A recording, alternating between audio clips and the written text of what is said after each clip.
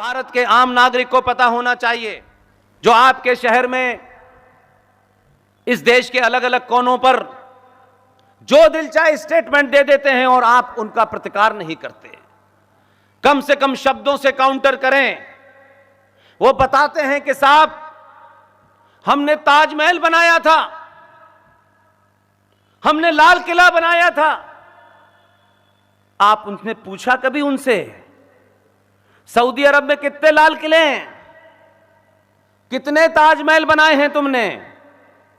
जो 1400 साल में अपने साइज का पजामा नहीं बना पाए, वो ताजमहल बना रहे हैं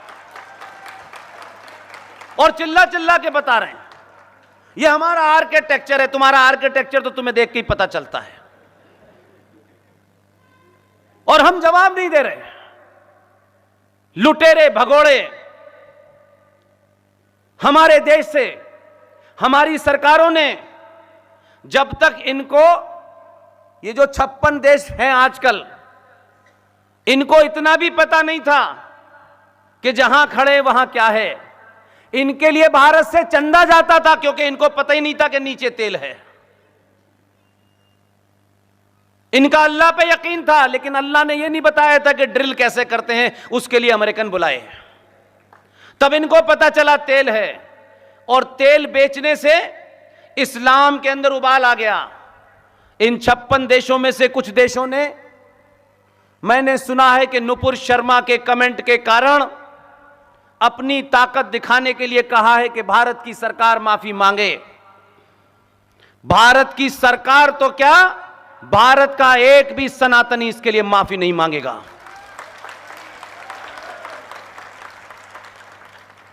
आपको बताता हूं मैं कौन लोग हैं ये, इनकी औकात क्या है। मैं कोई बात आपसे भावनाओं में बह के नहीं करूंगा। इनका एक संगठन है, organisation of Islamic countries, OIC। 56 हैं इसमें, तरह तरह के लंगूर बने घूमते रहते हैं, और उसका फाउंडर मेंबर है पाकिस्तान। पाकिस्तान में अभी 4 महीने पहले इस्लामिक देशों के संगठन ने अपनी मीटिंग की, और आपको शायद, क्योंकि आप ऐसी खबरें कम पढ़ते हैं, मैं जरा ज्यादा पढ़ता हूं, इस्लामिक देशों ने मीटिंग बुलाई, और उस मीटिंग में विशेष अतिथि के तौर पे किसे बुलाया?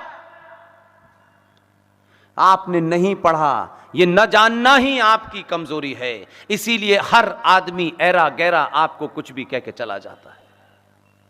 इस्लामिक देशों की मीटिंग बुलाई, और उनको लगा कि हम भारत को थोड़ा धमका सकते हैं, तो उन्होंने किसको स्पेशल गेस्ट बनाया? चीन को बनाया। और चीन उनके सामने बैठा हुआ था, और चीन के सामने ये क्या कह रहे थे कि भारत में इस्लाम के खिलाफ बहुत ताकतें हैं, हमें कंडेम करना चाहिए। क्योंकि आपको सच्चाई नहीं पता है। आप समझते हैं कि दुनिया डिप्लोमेसी से चलती है। अभी हाल की घटनाओं ने बता दिया, न डिप्लोमेसी से चलती है, न UN चार्टर से चलती है, न ह्यूमन राइट से चलती है, न ये UNO जो दुकान 1945 को खोली गई थी अक्टूबर में, इससे नहीं चलती। दुनिया में जिसका जूता मजबूत होता है उसी से चलती है। इसलिए यूक्रेन के अंदर क्या हो रहा है, पूरी दुनिया क्या बकवास कर रही है। रशिया को लगा कि उसके बॉर्डर के पास अगर आताताई anti Russian forces, America NATO की फोर्सेस वहां आई, इससे पहले ना तो उसने यूएनओ की चिंता की, ना यूएन के बारे में पूछा, ना चार्टर के बारे में पूछा, ना ह्यूमन राइट के बारे में पूछा, और घर में घुस के यूक्रेन को तोड़ दिया। उसने कहा मुझे अपना राष्ट्र सुरक्षित रखना है, कल कोई समाप्त तो हो जाए हो जाए। जिस दिन आपके अंदर यह ताकत हो जाएगी तो यूएन के अंदर की बात छोड़ दीजिए, आप सीखिए। आज आपके सामने कई मिसालें हैं। इस बीमारी से बाहर निकलिए। जो चाइना वहां बैठा हुआ था उसके बारे में नहीं बोले। चाइना में ऑफिशियली यह आपको ताज्जुब लगेगा, क्योंकि चाइना वो 56 देश जितने भी मिल जाएं, वो चाइनीज इतना सा है पैर के नीचे मसल देगा इनको। उसे बुला तो लिया कि भारत की बेइज्जती करेंगे इसके सामने, लेकिन ताज्जुब देखिए कि जो मीटिंग हुई उसमें भारत की चिंता जाहिर की गई मुसलमानों के बारे में, लेकिन चाइना में क्या हो रहा है? चाइना में कानूनी तौर पे रूल बना दिया है, आदेश हैं, ये लिखित में आदेश हैं, हमारी तरह नहीं है कि जिस चटाई पे नमाज पढ़ रहे हो वो चटाई थाने में, पजामा नीचे, दाढ़ी आधी, और अगर मोहम्मद नाम रखा तो ऊपर पहुंचा देंगे। जो लोग इसका वायलेशन करते हैं, पहली बात तो करने की हिम्मत नहीं है क्योंकि वो सुनते नहीं हैं, उनके यहां ये लोकतंत्र नाम की बीमारी नहीं है, इसलिए उनका राष्ट्रपति 50 साल के लिए है, उसे वोट नहीं लेना। इसलिए हिंदुस्तान की बात छोड़ दीजिए, चाइना के अंदर कंसंट्रेशन कैंप बने हुए हैं जिसमें ये भेड़ बकरियों की तरह बंद रहते हैं। वहां आवाज नहीं निकलती इस्लाम के बारे में, वहां तलवार नहीं लहराते, वो तलवार लेगा और इन्हीं को वापस कर देगा। पूरी दुनिया में इस्लाम के बारे में जो सही इलाज किया है वो चाइना ने किया है। चाइना से नहीं कह रहे कि मुसलमानों के आपने हुकूक की खिलाफ वर्जी की है, उनके ह्यूमन राइट वायलेशन हुए हैं, क्योंकि उनको मालूम है कि चाइना पूछेगा कम मारेगा ज्यादा। इसलिए आप दुनिया की ठोड़ियों में हाथ डाल करके भारत राष्ट्र को नहीं बचा सकते। जिस दिन भारत में सत्ता पे बैठने वाले लोगों को आप जैसे लोग ये भरोसा दे देंगे कि हम 95 करोड़ तुम्हारे साथ पीछे खड़े हैं, फिर तुम्हें किसी का वोट नहीं चाहिए, ये भरोसा दिलाइए। लेकिन खुशी है ये बात मैं बार बार आपके राज्य में आकर के इसलिए नहीं कहता कि मुझे आपसे ताली बजवानी है। आप भले ही मीठा खाना खाते हैं, आप फौज में नहीं जाते, ये मैंने कल पोरबंदर में भी कहा। कुछ लोग मजाक उड़ा सकते हैं आपका, लेकिन इतने राज्यों में एकमात्र आप ही राज्य हैं, बहुत छोटा सा राज्य है, 5.5 करोड़ की आबादी है। हमारे यहां तो इतनी आबादी है कि जितनी पाकिस्तान की आबादी नहीं है उतनी अकेले उत्तर प्रदेश की राजधानी। लेकिन उसके बाद भी हमने इतने सालों में कोई ऐसा नहीं देखा। ज्यादातर आए राष्ट्रवाद के नाम पे भी आए तो चाटुकार आए। कोई इस्लामिक यूनिवर्सिटी बनवा रहा था, एक साहब आए उत्तर प्रदेश से, वो कुछ दिन के लिए रहे, उन्होंने प्रॉफिट मोहम्मद के जन्मदिन की छुट्टी कर दी, जबकि प्रॉफिट मोहम्मद के जन्मदिन की छुट्टी सऊदी अरब में हराम है। लेकिन हमारे यहां वाले नए नए हैं, शेरवानी पहन लेंगे, टोपी लगा लेंगे और हरे रंग का कपड़ा पहन के इफ्तार में जरूर जाएंगे। ये हमारे यहां के लोगों को बीमारी है। इसलिए मैं आपको इसलिए मुबारकबाद देता हूं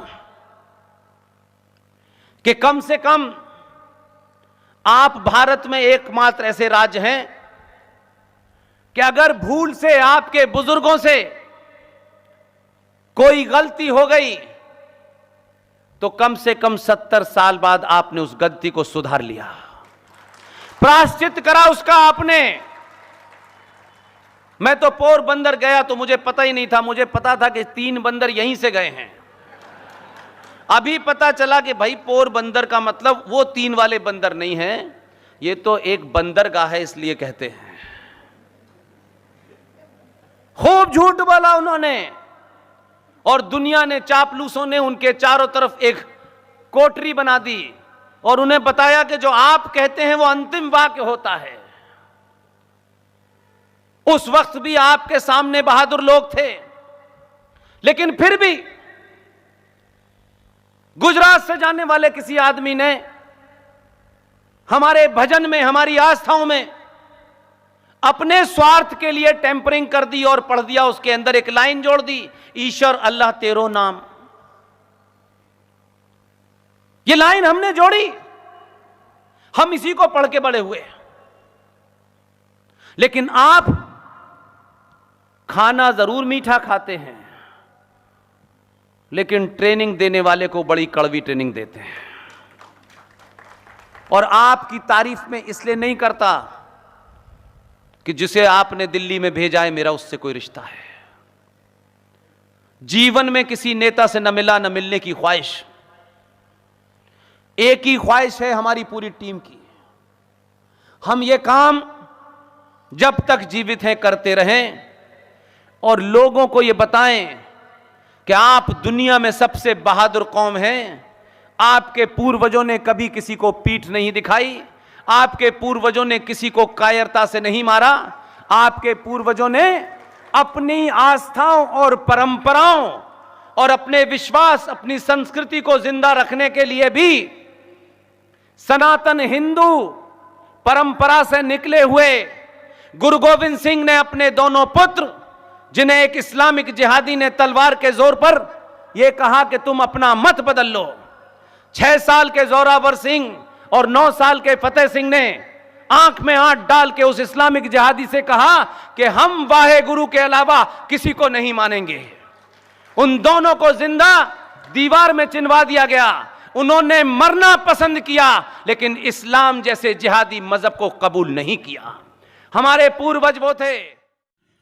नमस्कार दोस्तों, बीसीआर न्यूज़ में आपका स्वागत है। मैं हूं आपका होस्ट एंड दोस्त अजय शास्त्री। उम्मीद है आपको यह हमारा वीडियो अच्छा लगा होगा, तो आप इसको शेयर कीजिए और लाइक कीजिए और साथ साथ हमारे चैनल को सब्सक्राइब भी कीजिए। जी हाँ, ऐसे ही नए वीडियो के साथ फिर आपके साथ हाजिर होंगे।